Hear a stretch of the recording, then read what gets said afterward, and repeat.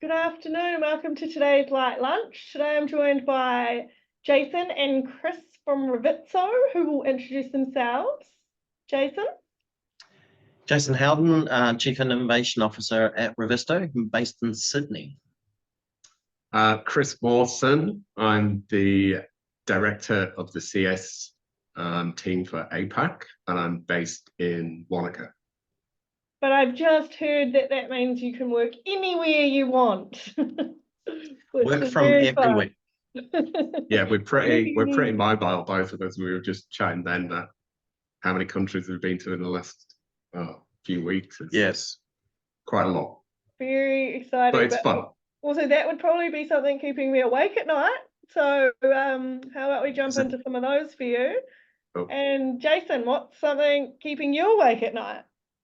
Yeah, really good question. I don't think much keeps me awake at night. I tend to sleep well, but things I think about, I think about climate change a lot. I think about when the next big earthquake's going to happen in New Zealand. New Zealand's home, and that's topical for me right now, seeing the earthquakes that are happening around Wellington at the moment. My kids are living in Wellington, and I think about that a lot. So, yeah, probably climate change and earthquakes are the two that keep me awake. Okay, yeah, cool. And Chris, what about you? I'm very similar to Jason. I sleep pretty well at night. I don't wake up worrying about things. I guess the one thing I don't worry about it, but I do think a lot is AI and how that's going to affect our industry and push it along. So that keeps me awake, thinking, what can we do at Revitso? How can we implement that inside of the platform and push the industry forward, really? So yeah, nice. That is a huge thing at the moment, isn't it, for everybody, I would say. Yeah, cool. So is there something you can tell us about that you're doing to integrate that a little bit, or are we Well, we're definitely watching it and keeping our eye close to that. The Revitso is a font for data and information about the construction industry. And with that data and with AI, getting additional insights about your project is really, a key enabler. And, it goes back to that thing that I think about. And, not that I'm worried about it, but I think a lot about climate change. And one of the biggest contributors to climate change is the construction sector. And by itself, it contributes to, I think it's 30% of global climate change as a sector. So as a country, I think it's the third largest contributor, and only China and North America dwarf the construction sector. So, I imagine a future world where AI is integrated with Revitso, and people can go to their phone and go, how much embodied carbon or how much energy use is going to be consumed by this new project in Revitso. And Revitso says, hey, I've run some analysis, here's some results, and have you thought about doing a mass timber building? Because that might be a better option. Yeah. Ditch the concrete. Yeah, fair. Oh, God. Okay. Is there anything else in the world keeping you guys awake at night? Or anything you want to let us know about? I guess for me, specifically for Revitso, I was thinking, putting my work hat on, it's like, how do we get people on site using our site app more? So we released the site app 12 months ago. The phone app that I can see in the... Yeah, yes, the phone app. QR code. You just move, yeah. So it's how we get, so we realize it's a fantastic tool. So how do we get people on site utilizing that and to resolve issues, quicker on site? I think with the new AR side of things, which just been released, it's going to be a game changer for us. So it's thinking, wake up in the night and thinking, right, how do we best implement this? How do we drive industry forward, which is what we want to do. And I think building on that, if something was to worry me, I worry that the experience in the industry is going to walk out the door this decade. And the next generation isn't going to know how to assemble things in the real world. They're going to know how to model it and visualize it in the digital world, but how do they put it together practically? And then with that experience walking out the door, how do they transfer that experience to the next generation digitally? Because they're the ones that are going, oh, well, I'm pretty happy with my paper drawing. So that I see this kind of gap that we need to plug quite quickly. So we transfer the knowledge, capture that knowledge, transfer that knowledge digitally to the next generation. Yeah, wow. One issue kind of brings another issue in that sense, doesn't it? Learning one way changes another way. Cool. Anything else you want to share, Revisto wise, or? Oh, look, we've just done as Chris said, a big update. There's a whole bunch of new features, within the platform that can help with capturing this knowledge and transferring that knowledge. Something that's great about the platform is it is able to transport people from the 2D world to the 3D world, and then leverage the data from that 3D world, all from the joy of your pocket mobile phone. And for a construction technology in this day and age, it's fantastic. And when I started in the industry many years ago, similar to Chris, this was probably a pipe dream, something that we imagined that we'd be doing in the industry, to be involved at the pointy end of actually bringing it to industry, educating industry, and helping people on board this technology to deliver projects. For me, it's a dream job. I'm very, very blessed. That is nice to hear. Our ages are very similar, and our backgrounds are very similar. I'm structural side, Jason's architectural, but we both started on a drawing board back in 30 odd years ago, and then progressed to DOS machines, to Microsoft AutoCAD, which was like ooh, and then the 3D environment and BIM and everything. So yeah, it's great to see, but it's having the vision of, right, how do we change the industry? We know it needs changing, so what do we do? And we're now in the position that we can actually, draw on these decades of experience and push the industry forward, not just in, APAC region, but globally as well. So. Yeah, and there's nothing more exciting than turning up on a construction site in a part of the world. I've been to some in North America and Europe and stuff, and showing people who have been building for 30, 40 years that they can suddenly visualize what they're about to build next week from their mobile phone and see it in the context of their building surrounding them in 3 dimensions, and it's all to one-to-one scale. They can click on it and they can get the properties about what they're about to install, whether it might be fire protection properties, or whether it's a part number for a piece of machinery, or a hyperlink to the installation document. And they don't have to worry about these clunky specifications that used to live at the bottom of a door and how the door opened. It's just in their mobile phone in their pocket. It is actually crazy how far we've come, isn't it?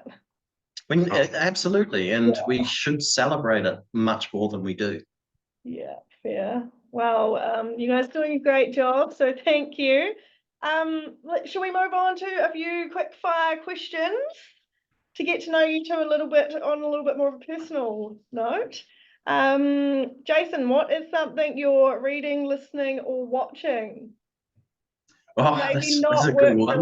Reading, watching, or listening. I was reading a bunch of tech-focused books around Think Different, I think is the title of the book. It was written by the guy who worked alongside Steve Jobs, and it goes on his journey about how he essentially co-created the iPhone and went on that whole journey with Steve Jobs, and then his escapades after that with Google Nest and a bunch of other things. And it's a great book about being brave and going almost rogue, and allowing different ideas and different thoughts to really percolate. Fascinating read, and I'd recommend that people should do that. In terms of listening to things, I've tuned off listening to podcasts and created a podcast with Revisto. So I'm now in the author space. So I guess I'm really enjoying hearing the stories from people around the world via that podcast. So After That's what this, I'm doing maybe at the moment. send us a little link to that, and I can send it out to everybody because Yeah, I think you can Google it or find it on Spotify, Percolating Collaboration. And there's a number of stories there from, construction professionals from around the world, talking about their experience, their journey, what got them into construction, what inspires them around digital transformation and emerging technologies. Have we had you on our podcast yet, Jason? Probably not. I don't think so. Well, next time you're in New Zealand, we'll have to get you here for a recording. And Chris, what's some things that you've been reading, listening, watching? All right. So I'm reading a couple of books at the moment. Atomic Habits, which is a brilliant book, which has been around for a while, but I've just been, trying to get around to reading it. It's those 1%, those micro skills that you just do, that little 1%, and if you add them all together, you've got 10-20%. So from a work perspective, it's seeing how we push the platform forward, those little 1%, and you combine them all together. So it's a brilliant book. There's some awesome analogies in there as well. It's like everybody has the same goal, winners and losers. It's not, but someone's going to win. So it's like, if you think about it, both person has the same goal. If they're going for an Olympic medal, but it's the difference is how do they get there. So it's really, it's not about the end goal. It's about the system of how you get there. That's the Atomic Habits. And Sapiens or Sapiens, I'm reading at the moment, which is a history of the kind of human race, as it were. Fascinating book. You realize what we've actually done to the planet when you go back in history. So it's really, really interesting and kind of scary at the same time. So highly recommend it. Now, do either of you have like a dirty little secret kind of show that you watch under wraps that you don't want anyone to know about? There's got to be something there. On long haul plane flights, I'm re-watching Game of Thrones. Yeah, it's brilliant. Good. Yeah, I watch the same because both of us fly around quite a lot. So downloading Netflix and watching series like Drive to Survive. I'm not a big Formula One fan, but seeing a good series. What goes on in the background, it was fascinating. And there's a few like the golf one. I can't remember what that's called, but just the. All right, what is something you do for your well-being? I heard there might have been a run this morning. Was that you, Chris? Oh yeah, so I do try and keep fit. It's my way of almost meditating. So I'll do a lot of running or multi-sport. So done the coast to coast a few times. But like mountain biking, skiing. I live down in the South Island, so I get to ski at some awesome resorts as well. So generally just keeping fit, especially with travel. It's quite hard to keep in those habits, going back to those atomic habits, having those small things that you do for yourself each day. Running for me is a way of clearing the mind, and it gives the ability to think about things clearer as well. So that's something I do try and do every day, or at least a few times a week. Good job. And Jason, what's something you do? I'm a slightly slower pace than Chris, but a daily walk. Just get out and walk around the bays in Sydney. You can't beat a walk around the bays in Sydney. Nice weather, 20-something degrees, sun is beaming, water lapping out there, and just worries fade away. It's brilliant. Yeah, I think the one thing I would say with working, so we all work remote, working from home, and it's very, very easy to get stuck in that. Oh, I'll just work through my lunch hour and carry on. Before you know, it's 5 o'clock. So the habit of forcing yourself out to do the lunchtime walks, which I do daily, even if it's like 15-20 minutes, just get out and get some fresh air, and it resets the brain as well, which is fantastic. It absolutely does. I also find it harder at home. I almost feel guilty that I'm going out to have a walk when I'm working from home or something. Yeah. But when I'm in the office, I'm like, I'm just going to go out for a 15-minute walk. So we all need to learn that, I think. Yeah. And what is your motto, Jason? Motto. Motto. Yeah, you only live once. So Yeah, you do. give it a crack. Like, what's the worst thing that can happen? You might fail, so you get up again and do it again. That's probably my motto. I love it. Straight to the point. What about you, Chris? Treat everybody as you want to be treated yourself. Respect. It doesn't matter if you're the CEO or the junior or a company, you should be able to chat to each other like human beings. And we all work in a pressured environment. So having the understanding that you're interacting with other people and treat people with respect. And I think certainly that goes a long way. Yeah, of course. Yeah, totally does. And what is your piece of advice for the next generation, Jason? Curiosity. Really lean into it. And, there's so much access to so much information out there. I think back to my challenges when I was going through high school and, personal struggles with dyslexia and all that kind of stuff that wasn't really recognized when I went through school.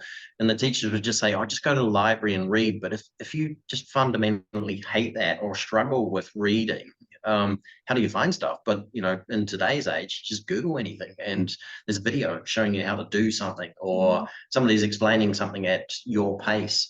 So curiosity is where I would encourage people to lean and not be afraid of change. Nice. That's I would totally agree with that.